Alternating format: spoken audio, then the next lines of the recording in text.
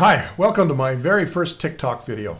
So my name is John Wade. I'm also Ask the Dog Guy. You can find my website www.askthedogguy.com. Also got a YouTube channel. But this particular video is just because of the time of year. So I've told my clients for years that when you bring your dog in every spring for its heartworm medication, they will almost always draw blood. And I asked veterinarians, why are you drawing blood? I gave my dog the medication. And they say, well, we can't rely on you actually making sure it went in the dog. So that's one of the things I teach my clients is, particularly when they're young, how to make sure the medication goes where you want it to go, inside the dog, and they're not spitting it out when you're turning your head. But anyway, if they don't take the medication and they do contract heartworm, you can't give them the medication until it's cleared up. So that's why they do the blood test.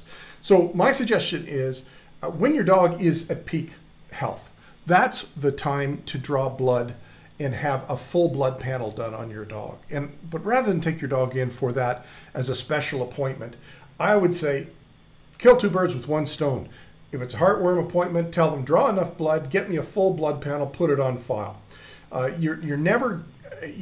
hope you never need it, but if you've got it on file and your dog is off, the dog can't talk.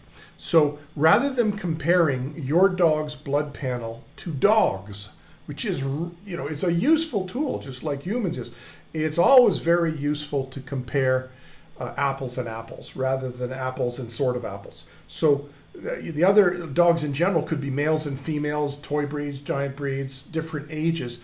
So any veterinarians I've talked to has agreed and said that they concur that this is a really good thing to have on file for the cost of it. So it may you may find out that down the road there's something a little bit off, but the blood panel says thyroid levels within the norm, and then well, it's in the norm, but it's just on the edge there, but it's within the norm. But I've had experience with clients where when we've tested it, like sometimes thyroids will impact behavior as far as aggression goes. There's a lot of other symptoms you can draw on, but in this case, because it was off from the norm of what this dog was, the veterinarian prescribed some thyroid medication, which brought the levels down, and it did impact the dog in a positive way. So again, I hope you never need it, but it's a little tip of something you're probably doing anyway, going into the vets, getting the blood drawn. So get it on file when your dog's at its healthiest, and hope, as I say, hopefully you'll never find it necessary to draw on, but you'll be glad you have it. Your vet I think will concur that's a good idea.